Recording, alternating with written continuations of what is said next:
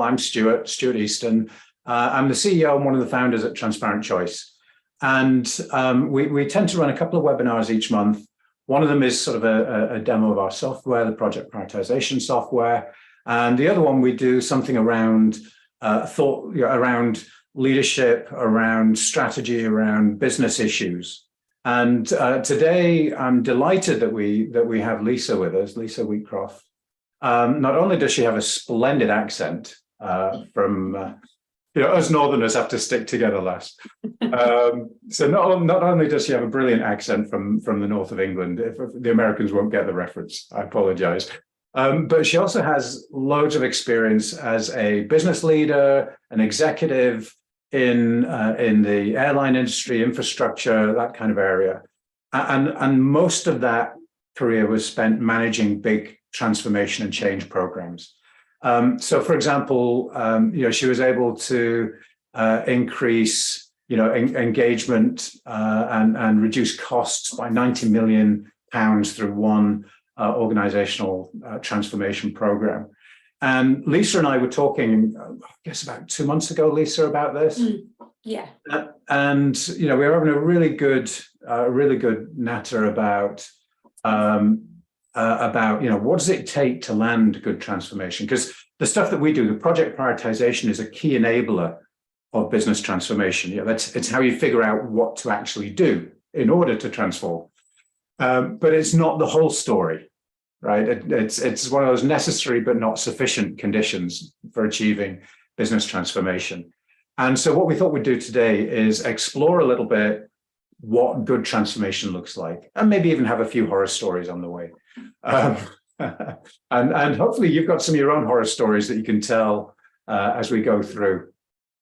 Again, if you have been to our webinars before, then you know the routine. We will be probably peppering you with pop quizzes and all sorts of fun things. And I do expect you to jump on the keyboard and respond, not just sit there in receive mode.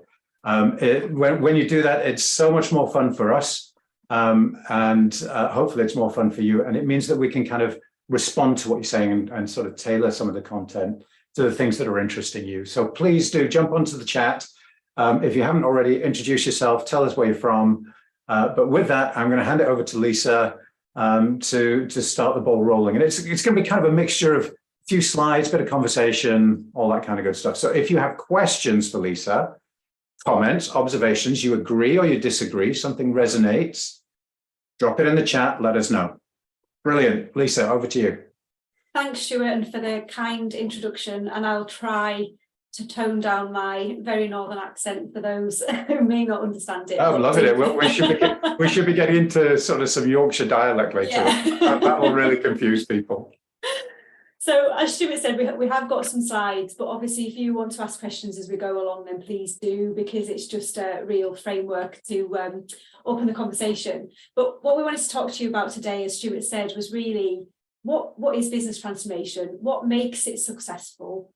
What are some of the pitfalls of business transformation? And give you some hints and tips really, so that you can start to think about how you can embed a change in an organisation or a large transformation successfully. So it's a real iterative process, and those of you who've led or been through transformation cycles will understand that it can often feel like you need a roadmap to navigate through to the other side. Fantastic. So first question, well, actually, Lisa, just could you share your screen again? Because I think something has stalled on. Yeah, no worries. While you're doing that, so question for everyone, just drop into the chat whether you are interested in change and transformation because you're leading that transformation as the sponsoring exec, or are you maybe at the sort of program or the PMO level being tasked with implementing it? Just give us a feel for what level you're at and what you're interested in there. So Sandy, I'm going to ask you to kick off and get everybody going. Go on, I know you'll join in. And just let us know where you are in there. Thank you, Sandy. That's great. So everyone join in and just give us a heads up where you are in the process. Brilliant. On you go, Lisa. Sorry. No, great. So, I mean, look, for all of us, I think you understand that change is never easy. So business transformation can feel challenging, whether you're leading it or whether you're the recipient of change. And I'm sure we've all been through, change being deployed to us, and also moments of leading it, depending on what type of role you're in. And I remember very early in my career an HR director saying to me, if you get change and transformation 80% right, then you're world class. So I always try to stick to that, and I've always stayed in my mind throughout my career. But as we know, it can go wrong, and it does go wrong often. And the impact of things going wrong in a transformation project can be loss of market position, loss of stakeholder credibility. You can lose key team members and lose engagement and motivation of the team. And it can really impact the leaders in the business as well, and create a disengagement with their people. So it's really important to have a robust plan, and obviously we'll talk about the planning process as we go through, but having a robust plan and being clear on the transformation to make sure it is a success. Brilliant. So while you move to the next slide, just really quickly, the feedback from people feels like a slightly more PMO implementation level audience with some consulting and some leadership, transformational leadership in here. Great. So yeah, it's really interesting. If you've got any views or want to challenge, then it would be great to hear what you've got to say. Look, there are many, and you'll all know actually in these roles, there are many different models that you can use for business transformation. And I typically tend to try to use an academic model when I'm doing something, just to make sure that there's a framework. And John Cotter is somebody who I'll read a lot of and utilise. But what I try to do is keep a real brief and succinct change model that I will stick to every time, to make sure that really I'm getting the most out of the change and transformation projects, and I can plan and organise the transformation around that. And normally I'll make sure that I'm really stuck to these 4 key elements. And the first one is vision, then engagement, optimisation, and embedding. And the vision really is about creating that real case for change and making sure that the vision is really clear to those who are leading the change, but also to those who are recipients of the change. Now, that can be anything from creating a sort of North Star and a good feeling of what it will look and feel like in the organisation after the transformation has been deployed, but also being really clear on what the business is trying to achieve and what the impact is of not changing. And often we forget that in any change and transformation process, and being clear on what needs to change, but also what must change and what the impact is of not changing is critically important to help people understand the reasons for change and kind of move forward from the status quo. So Lisa, I mean, on that, right? So and I'm keeping half an eye on the comments, so I'm going to try and weave some of that in, right? So Gregor was asking, really wanting to understand, what is the challenge in transformation, right? So you're starting to map out kind of what the key components are, but what's the real challenge? What is it that can go wrong?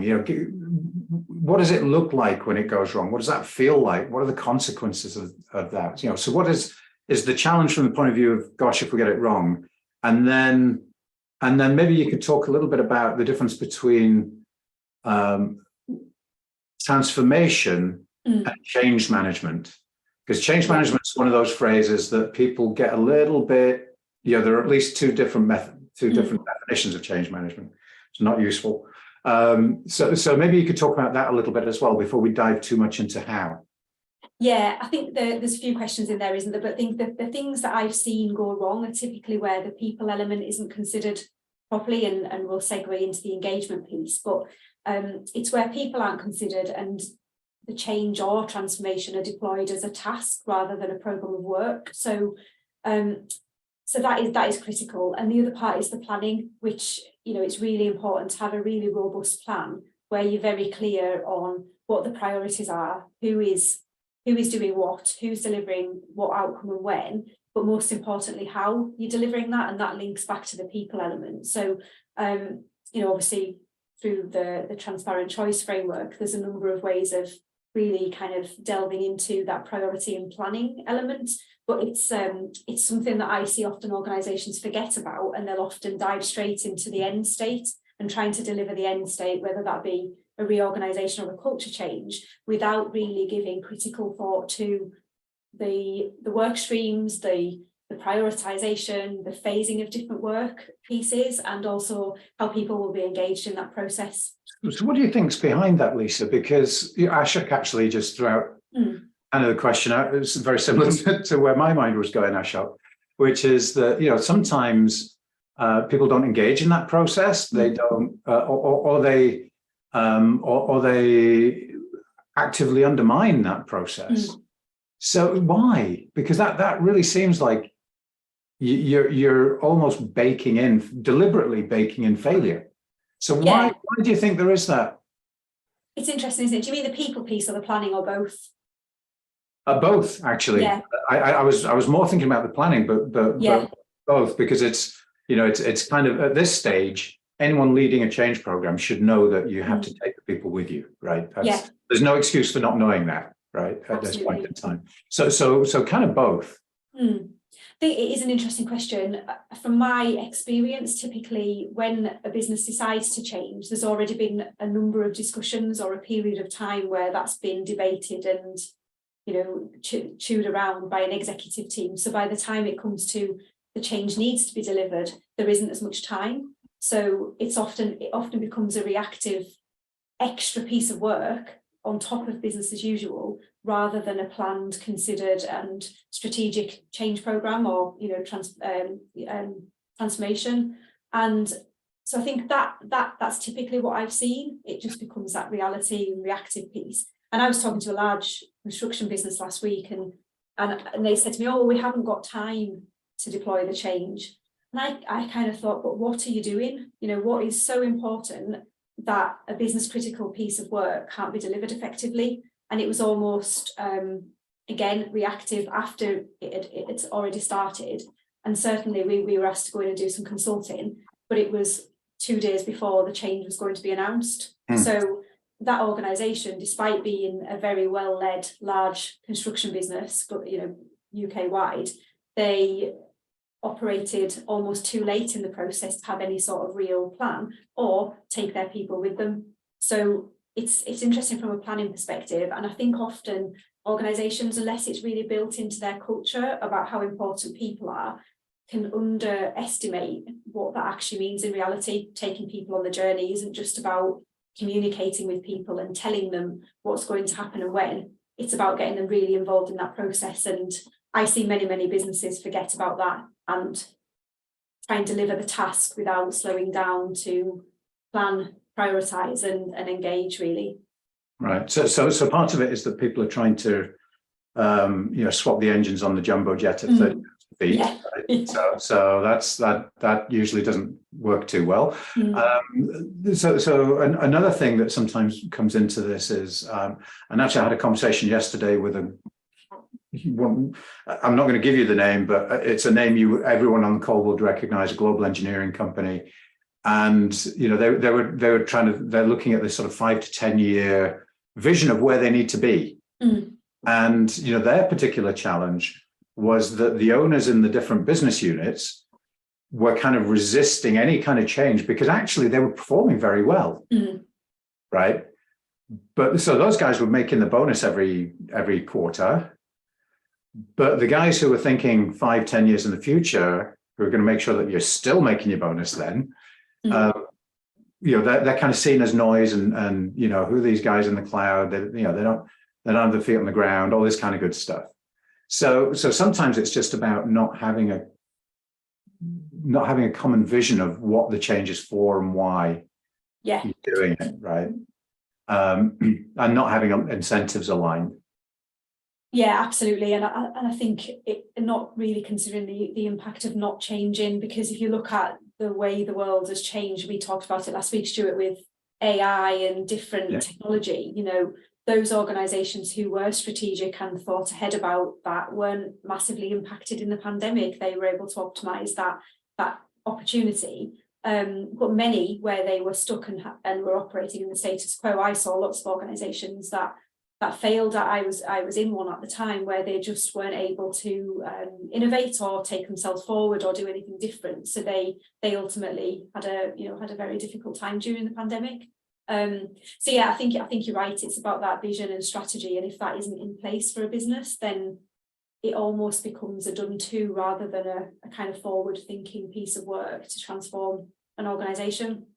And if there's not a burning platform, like you said, sometimes massive underperformance or a massive cost challenge can create a burning platform for change. But if the business is kind of operating at a consistent level, it can often feel quite uncomfortable for the people to move forward and drive transformation.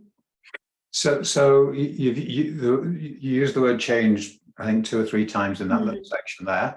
So let's just address the question that who asked it, that Henry asked about the difference between business transformation and change. Is there a difference, or is it the same thing? Change management. Yeah. I mean, lots of people would argue it's the same thing, and lots of people would argue it's very different. How I would tend to see it is change can be quite minor. So it might be a change to a process or a change to a way of working, but business transformation is typically where it's a culture change or a huge kind of piece of strategic thinking that's going to take the business in a different direction, or uproot a large element of the organisation. So I see it as being 2 different things, but based on scale, and that would be my view of the world. It's not necessarily an academic view of it, but certainly change management is typically when it's iterative and less broad, I suppose, in my experience. But there are lots of people who would argue that it's one of the same thing, because ultimately you're transforming and changing an organisation. Brilliant. So it's kind of a continuum. At one end, you've got sort of more tactical projects, upgrading a CRM system or something like that. At the other end, you've got something that's actually fundamentally changing.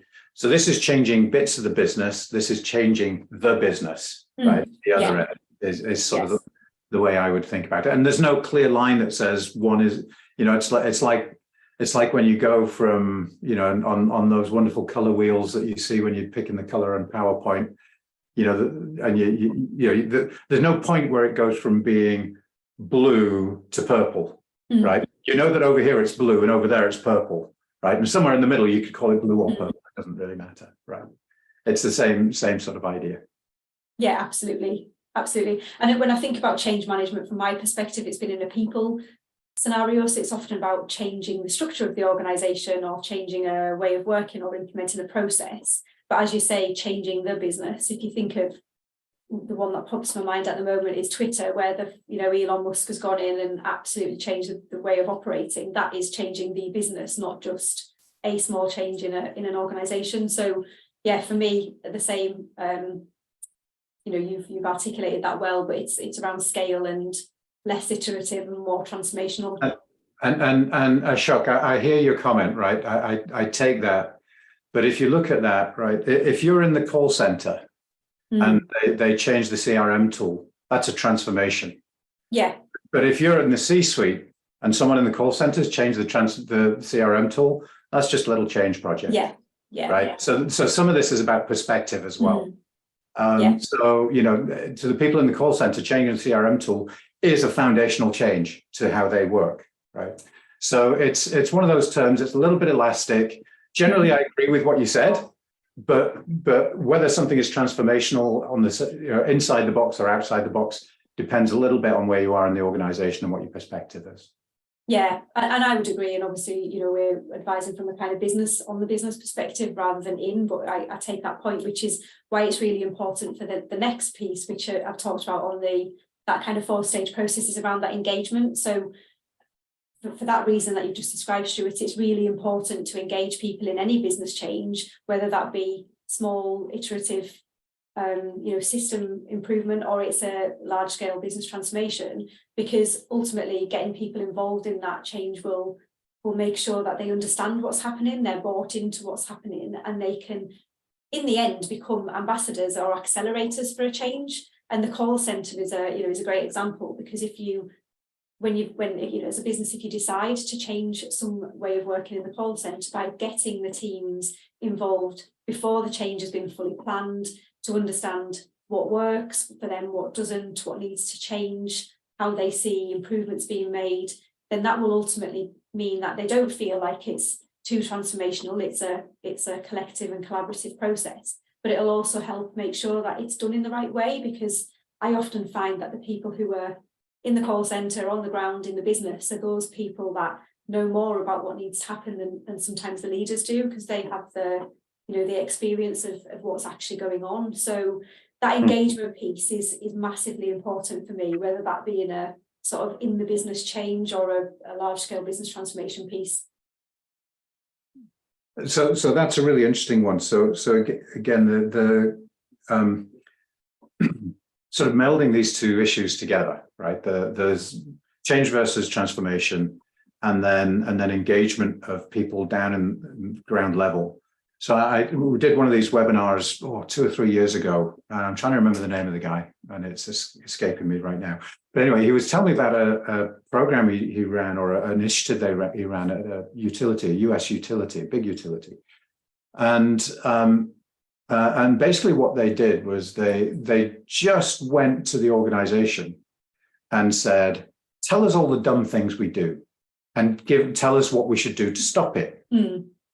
And through that, they achieved, if I remember the numbers correctly, 300 million in capital expenditure reduction and 200 million in operating expense reduction. Now, even for a utility company, that is transformational. That amount of change is transformational. But it was that particular one was grassroots led, right? So the vision was, let's stop doing the stupid stuff, right? It was that simple. That was the vision. And then they put in place a whole bunch of, so they empowered all kinds of people just to fix stuff, right? And they empowered the organization to identify where the areas of problem were. And what's really interesting in this debate is, right, each one of those little projects was a little change project, but the result was a transformation in the business, right? And so it's really interesting. It sort of combined, that little story combines all of those things that you were talking about. You know, a really simple vision. They engaged the people. They executed well, which I suspect you'll talk about in a minute. But they executed well, and in a way they kind of bit it into lots of little pieces that they could deliver, that they knew they could deliver. And the result was a very significant transformation. And in their case, that US utilities are not known for stock appreciation. But over the next 2 or 3 years, their stock grew by 50%. Right, that never happens to utilities, right? That kind of growth, and so that clearly was a major transformation for that business. Yeah, absolutely. It's reminded me again, and it's one of the horror stories. We all have horror stories for our career. It wasn't necessarily a horror story, but we had in an aviation business I worked in, there was really bad relationship with the people and the teams and the trade unions. So the business was underperforming, everyone was disengaged. It was quite a monotonous job for people. And as a leadership team, we went and tried to improve engagement and improve what people felt about the business and felt about work. And we, as a leadership team, got together, planned out, looked at the pulse survey, looked at all of these things that people had told us and created a strategy, went out and delivered it. And the next year, the engagement scores went down. And that was because we hadn't done what you've just said there. What we didn't engage properly with people. We didn't go back and say, let's have a look and try and unpick some of what people are telling us and really get them involved to come up with suggestions and solutions. We just looked at the problems, but we then didn't say, well, how do we fix them for you? So it was it's one of the kind of critical learning points in my career, certainly about engagement and involvement of people, because it took us probably a year extra to have that business transformation piece in the space we wanted to, because we hadn't engaged with people and really got under the crux of what some of the issues were. Yeah, that sounds kind of fairly typical. And one of the things that we see a lot is being very specific about engagement, because this isn't sequential. It's kind of happening all the time, right? So one of the things that we see around engagement in the prioritization process, for example, is that very often organizations assume that the executives just magically know what things are the most impactful, right? And sometimes it's the executives who think that, right? And I hate to burst the bubble, you're wrong. Just within just in that first early stage of going from what's the vision to what we're actually going to do, this prioritization piece, you need to be having a structured engagement between the executive team who own the goals and the subject matter experts within the business who understand the way the business really works, to help identify opportunities for change, to help score them, identify risks, all these kind of things up front. And if you do that, then you're going to get much more engagement and buy into the execution. But you're also going to identify the landmines before you step on them, and you're going to not do stuff that you don't need to do, and all those things if you structure that properly. It's kind of what we do day in and day out. Ashok, just to address your point there about this company having a lot of wasted. Yeah, sure, they had a lot of waste, but I guarantee you, go get the Wall Street Journal, put it up on your wall, right? They probably don't do that anymore. But they used to have nice pages full of ticker symbols and prices and things, right? Throw a dart at it, and whatever company you hit, I guarantee they have similar levels of waste and stupidity, right? All organizations do. The PMI, just as one example, the PMI did some research with the Economist Intelligence Unit, looking at just project portfolios. And in a typical project portfolio, nothing special about these portfolios. This is probably your portfolio. In a typical portfolio, 20% of the projects in that portfolio are so badly aligned with the strategy of the organization that they should be stopped.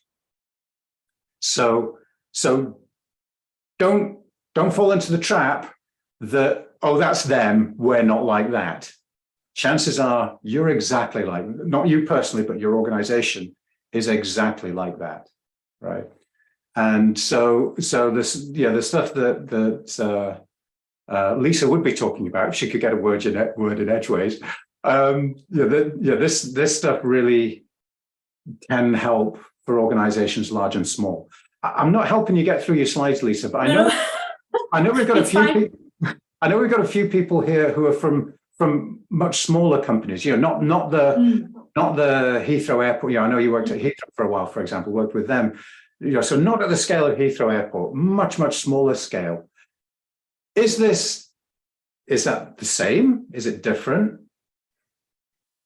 Yeah, I mean, for me, it's the same. And as a consultant, and I'm sure you hear similar things from your client, Stuart. It's everyone says our business is different, my business is different, our industry is different, our people are different. But as a person who's worked with people for 20 years, actually you get into an organization and the problems are very much the same. It's just scale again. So I like your analogy of throwing the dart at the organization, because it is true. I see the similar and same problems in every business I go into, just in different sort of levels of maturity or scale. So no, it's even more important actually when you look at a smaller organization to engage with people and make sure there isn't that wastage and that there is a real clear plan and deliverables, because you haven't got the kind of fat and ability to pivot as well as you might do in a sort of larger organization, because any one mistake is a big mistake and any one win is a big win. So it's actually even more critical from my perspective in an organization that is smaller and doesn't have the scale of an airport. And in my experience in smaller organizations, especially if you still have kind of the founder involved, it can actually be a lot harder to manage transformation because the emotions are higher, right? Yeah, it's so personal in that it's not about corporate and how many people do I have and oh gosh, these corporate issues. It's stuff I've spent the last 10 years building this. And you're going to tear it down, really? Yeah. Right. And I've worked in a founder-led organization, and again, I've spoken to a lot of people who work in founder-led businesses, and it's typically the same issues you've just described, plus the fact that they've been successful, they've built a successful business, so why do they need to change? And typically in these founder organizations, they haven't got necessarily the years of experience of working with other organizations because they've been focused on building their business. So it's that kind of inward view versus the kind of strategic outward view, and it is harder to influence and really build and make a change there. Yeah, absolutely. Absolutely. Fantastic. Let's move on. I'm going to shut up for a minute and let you carry on, Lisa. It's okay. I mean, we've covered some of this, so it's really quite interesting. But the engagement piece for me is the most important. And then how you optimize during a change program and transformation. And we talked about there about execution. So really, for me, it's using the transformation and change program to look at all of these systems, look at ways of working, processes, silos, different things that slow down and really do impact an organisation, and using it as a burning platform to really manage and improve some of those things that might get in the way as well. So really optimizing that, and then looking at execution is absolutely critical. Whilst I do agree it's important to have that plan, it's important to make sure that the plan is stuck to from so you've got some project managers on the call, but the plan is stuck to as closely as possible, because I've seen lots of organizations, large and small, kind of lose sight, have a strategy, have a plan, and then don't execute it and only sort of deliver part of that transformation and change program because they only focus on a certain part of it. So the execution is absolutely critical, and as I say, many businesses forget about that. As is embedding, because often we can think we've ticked off, we've done the change, the project team have stepped down, we finished, it's all over, and then everybody behaviourally reverts back to what was happening before, and the business loses sight of the end state and actually goes off course and goes in a totally different direction and needs to waste time again going back and really kind of going through some of the transformation and change process again to make sure that those systems and changes are embedded. So all of that is really critical, and it does need to link together with a really robust plan that has sustainable change in mind. And so that I mean, I've got so many questions. I'm making notes to try and remember them all. But so who? I was going to say whose fault is that? That's the wrong question. Who is accountable for embedding it? Yeah, I mean, the executive leaders or the leaders, it depends how big the change is and the kind of transformation, but I always see it as a leadership responsibility to embed that, because, and often I'm sure some people in a project role, you'll get stood up onto a project, as I do as a consultant, you stood up, deliver this, and then you move on to something else. But it's really important that whoever's leading a change does oversee that from start to finish, but also afterwards, and make sure, and again, I think a prime example is an organisational change with people in a reorganisation or a target operating model. And often I see leaders kind of draw the boxes, go through the process, get people in the box, get a different name in a different box, and then just turn the back and get on with business as usual. And what happens is the roles and the new framework and new organisation doesn't get delivered because people just revert back to what they were doing before. So it's really about that leadership that's really critical, and it's a critical part of any changes to have strong leadership. And I suspect there's something in there about culture of because a transformation program can almost build up its own culture. Yeah. So there's something in there about the culture of that program, I would imagine. Yeah, no, I think it's a good point. And I remember reading a quote years ago about, it's by somebody very famous, I just can't recall it off the top of my head, about culture being what happens when you turn away, when you're not watching. And actually, I think it is a good point. It is a the culture of the business before, the culture of the business during. You need to kind of really start thinking from the start in the vision area about what you want the culture to be at the end, because the only way you'll achieve that is to make sure it's embedded throughout, and you don't turn your back and it reverts back to what it was before, or a kind of newly created culture that's been formed as part of the business change. So I'm gonna chime in the teaser for this. We talked about 70 to 90% of transformation programs fail. Now, actually, we cheated a little bit in there. Whoops. That statistic was specifically about digital transformation, right? So digital transformation, I think, is a very, an even more interesting case than general business transformation, because often what I see there is the IT organization will change the software, they'll change the infrastructure, and then then they think the job is done, right? The job's not done, is it? No. No, I agree. And again, I've seen, I mean, I was with a large organisation, probably it was a very large global cleaning and infrastructure facilities management business, 50,000 people across the globe, and this was when I was kind of HR advisor level, so I didn't take as much notice of the reasons, but it stuck in my brain. But they tried to implement SAP across the globe, and it was the same thing. You know, actually, they spent £4 million. From what I remember the person standing up on the stage. They spent £4 million buying, embedding SAP, and then because the behaviours of the people in the organisation and the culture of the organisation didn't adopt that, they had to pull it. And it was just a waste of £4 million. And I only remember because the person had to get up on the stage and tell everybody that despite spending £4 million, they decided to not progress with the SAP system. And that was all down to culture and behaviours and not embedding, and just exactly what you talked about. But you know, it's probably 15 years ago. So probably even greater impact because technology wasn't as advanced and adaptable as it is now. Yeah. And it can be a real challenge. So Ashok's thrown out a comment. Ashok's on fire today. Thank you, Ashok. Where he's saying, would placing gates and checkpoints to ensure new methods are followed be an idea? And he's had some success with that. What are your thoughts on that? Yeah, I do agree. I think that my expertise isn't in terms of project management, but where I've seen really successful business transformation, it's where there's some governance around things. And I personally think it's really important as part of that planning process to have those sign-offs, gateways, and somebody who's responsible for making sure that things are delivered. So yeah, I do agree. And again, it's something that's often forgotten about during a change management and transformation piece. Yeah, and now again, I want to just throw up that there are at least two ways that people use change management, and Lisa just used it in a different way to the way we were using it earlier. So earlier we were talking about change, right?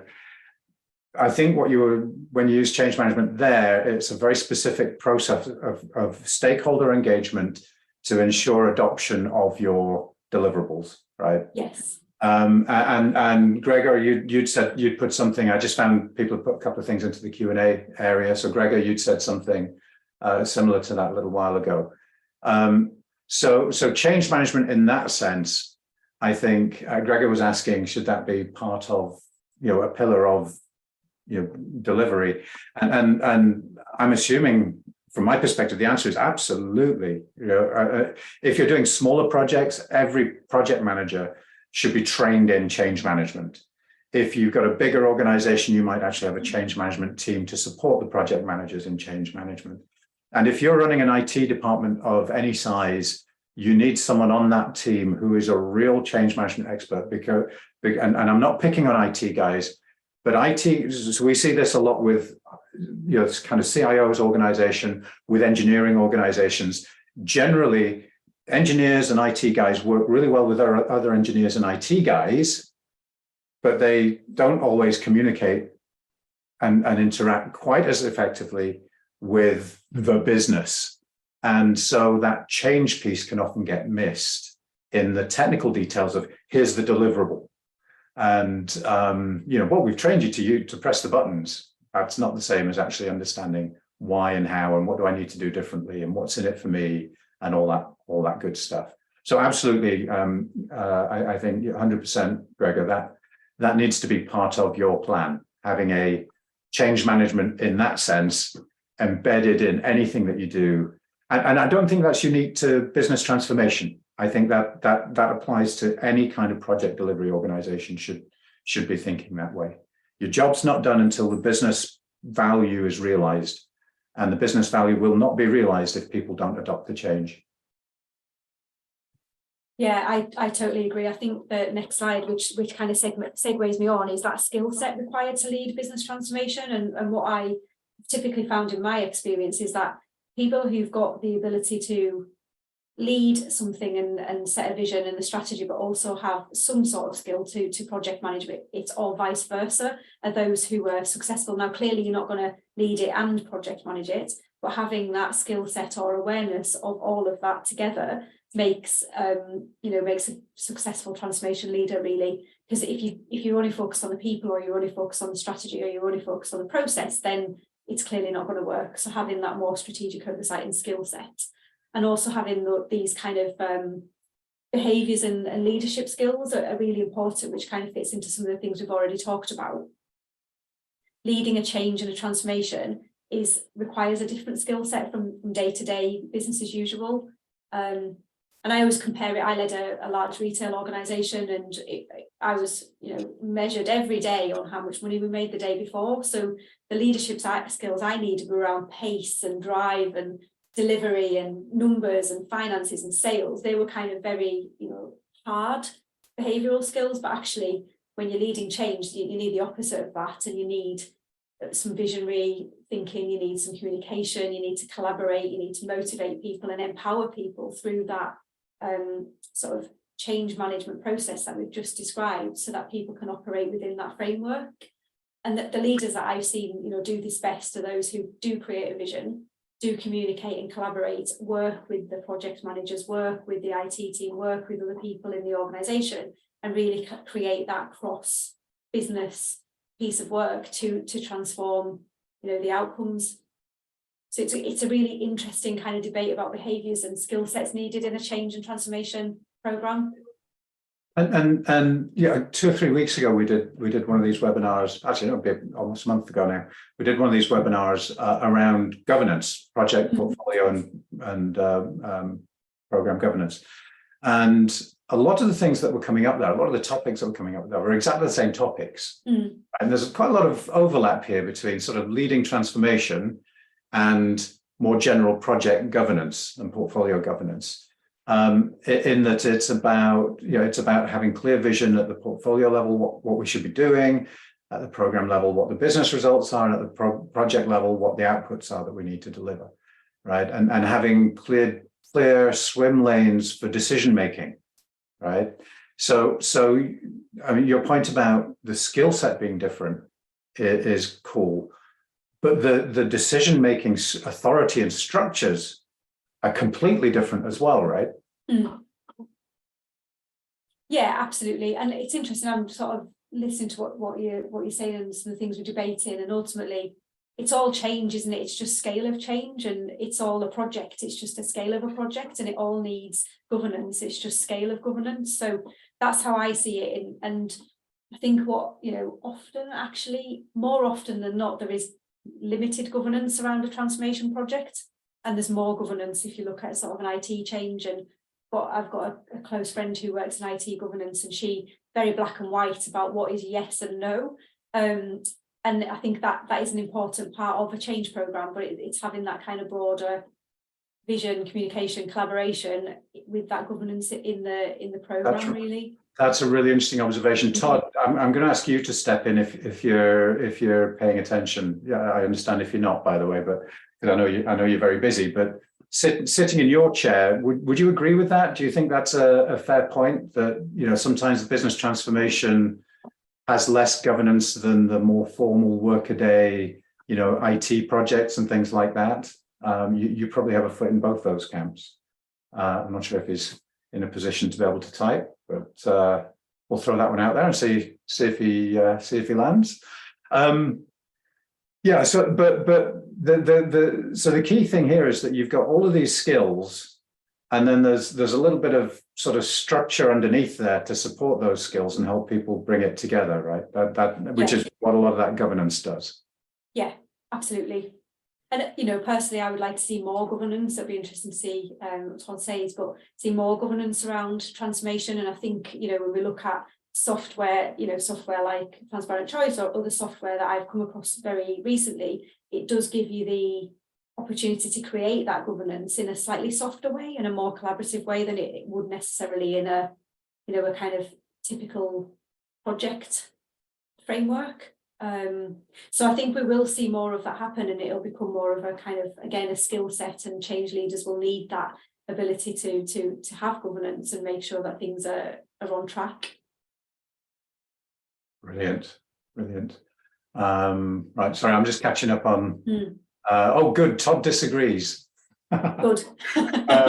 So some of these larger transformation projects have more governance, but they also have things that fly under the radar too, which is, that's a super point, Todd, thank you, because underneath all of this, of course, is that change and transformation, if you don't have that solid leadership and agreement around it, then people will find ways to do stuff, and you get shadow portfolio and shadow transformation and things happening that you don't even know what's happening. Yeah. And all of those, and the danger there is that you know, all of those things that aren't necessarily sanctioned are pulling resources, pulling people's ability. People, you know, we're only human, at least for now, right? Everyone is human. So we're only human, and you know, humans have only got a certain capacity, and every person's different, but a certain capacity to absorb change and process it and take it on board. And so all those shadow projects are consuming people's ability to absorb change as well, which reduces the impact of any proper transformation. So, you know, again, this sort of brings us back to this idea of, you know, vision, leadership, prioritization and alignment of what you're doing with what your goals are, and, you know, working on that process, getting a really good process at that end of it, because those shadow projects don't come out of it, you know, they don't just magically appear on their own. Someone green lights them. Someone says, yeah, go do that, right? So that's an engagement problem at the senior level in the organization when things like that happen. So there we go. Thank you for that. Thank you for that, Todd. Our challenge is to convince people that want to stay outside of structured process. That's a very good point. And at the end of the day, I think that can particularly be a challenge in organizations that are growing quickly, where, you know, maybe they've had more flexibility in the past just because things were going so well and everybody's going so fast that, you know what, we don't have time to have process and all the rest of it. And people kind of got used to that. And I think that's the cultural thing you mentioned earlier on, Lisa, where there's transformation is not just about software systems, infrastructure, process, it's about people as well. And helping them understand what's in it for them, which, you know, it depends on what company you're in, but, you know, it could be something as simple as, well, actually, you'll get your projects done quicker, right? It might be as simple as that. Or it might be as simple as taking them aside and saying, you know, last year you were really complaining about how that guy got all the resources. Well, if you were part of this process, you would be part of figuring out, you know, and not allowing that to happen, right? So there's all sorts of positive carrots and little devious things you can do to get people engaged in that conversation. And you know, it's not, that doesn't mean it's easy, but it's certainly doable. And it usually comes down to what's in it for me. Yeah, absolutely. It's an interesting point again about the kind of under the radar change, because you do see that happen often, don't you? You know, there's a northern star and the business is moving towards that, and people use it as an opportunity to kind of create change themselves, and then that creates fatigue in the business and there's too much happening. Again, I don't want to keep going back to Heathrow, but what I saw there was them changing really transforming the business from what was like really underperforming organisation. It didn't seem it because it's all glossy on the outside, but they operationally didn't perform particularly well, massively fat in terms of cost. The engagement was really low, and there was just, you know, a big strategic kind of view about expansion and trying to move the business forward. But one of the CEOs came in, and he's still there now, but he really transformed the thinking of the business by putting a very simple framework in of 4 key pillars. And it was, I can visually remember, was about, we need to win expansion, we need to cut our costs, we need to become the best airport in the world, we need to get our mojo back. And I can visibly see that now. And he was very clear that if it doesn't lead back to one of those things, you don't do it.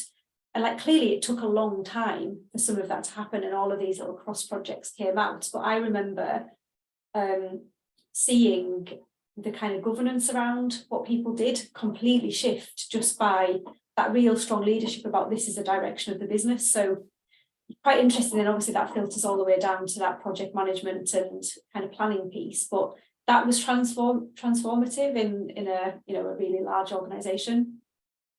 And that, which is great. And then there are other techniques. I'm not sure I'm necessarily recommending this one, but in this particular case, it was very effective, and it was a global bank. And there were shadow projects. There were different divisions and groups that were going off and doing their own thing, and they were basically going in and saying, look, we've got a $500 million budget. Just give me 100 million of it, right? And I'll go and do my stuff. Right. And so things were just, it was, and people were so used to that the idea of central planning was terrifying. And so in that case, the CIO basically turned around and said, okay, here's how it's going to be. If you don't go through this process, you will not get any engineers. That's the end of it, right? Yes. So if you want them, you go through this process. And of course, once people got into the process, then they're kind of going, oh, actually, this is quite cool. Right, this is helping me. This isn't getting in my way. It's helping me, and so sometimes that's the right answer. There's no one answer. It's very culture dependent and dependent on the style of leadership that's in your environment, I think. Yeah, absolutely. Brilliant, excellent. All right, I'm going to shut up again. I've done it again, haven't I? I've taken you. No, it's fine. We've covered a lot of what we've talked about, but I think when we started talking about business change and transformation, we talked about what happens in times of uncertainty, and often, in like this times in an economic kind of challenging time in the UK and across the globe, businesses can often double down and try and save money and really kind of protect what they already have, just waiting for things to go back to normal. But I started thinking about, what do organisations need in these times when it is uncertain and we can't, kind of predict what's going on because there's been so much turbulence. And I looked at a few different McKinsey pieces of work, and this stood out for me about when times get tough, the tough get innovate and create paths to future growth. So again, you use the pandemic scenario and that real growth in tech because of what happened, but this really stands out for me about how organisations can get through change, get through uncertain times by starting to create a transformation process. And again, I've seen lots of businesses do this really well, where they've looked at things like repurposing people in their organisation and looking at where typical functions no longer add value and where they might be repurposed or retrained to start to add value, or even removing departments. I've just seen something on I think it's one of the banks in the UK are going to remove something like 50,000 people and replace it with AI. Now that'll clearly take them a long time and it'll be a massive transformation program, but that's where you do see people starting to look to the future and grow and innovate. But where it can help in smaller organisations is to start to think about creating leadership capability so that leaders can operate during volatility. It can be getting people involved, and you gave a good example earlier around what do we need to do to kind of improve things around here, and just giving them some freedom to come up with suggestions and innovate themselves. It can be new partnership arrangements, it can be using new technology and different kind of things to be able to kind of create efficiencies. So there's definitely a kind of repurposing and a refocus in uncertain times when you're looking at business transformation or any type of change. And that's certainly where my thinking's got to, and watching what's happening in the market. It's definitely a period of growth, I think. Right. So on that, actually, so there's some interesting thoughts on how to do, so because everybody's under pressure to reduce cost and to do more with less, right? And so a really useful, powerful way of thinking about that is something called the efficient frontier. And this is one of the things that you get in our software, but I'll give you the idea. So the idea is if you look at the things you're interested in, so it might be projects, or it might be the services that you offer right now. So if you're the CIO, again, I'm picking on CIOs, I don't mean to. But if you're the CIO, right, there are all kinds of services that you provide to the organization, and all kinds of software and tools and applications you've got out there. And this, you know, and if you come up with, as you said, that those sort of pillars for what the organization needs, and then score those projects against those pillars, you can create accumulative scores. If you start with, you know, the ones with the biggest impact here and the ones with the least impact over here, and then you can look at how much it's going to cost you to deliver these different levels of service. And what you see is that you get this flattening off curve. Basically, what that's telling you is that if you spend $1 million here, it's going to have a really big impact. If you spend $1 million extra here, right, it's going to have a very small impact, right? And so what you can do, and what you actually found is there's a researcher into this kind of stuff called Lushin, and he's looked at this. So this is all about the Pareto analysis. Pareto, you've all heard the 80-20 rule, right? So this is another name for the efficient frontier, is the Pareto curve. And so Lushin's done some research that shows in many cases the curve doesn't look like this. The curve looks like this, right? It goes up and then it goes down. So actually these projects are destroying value.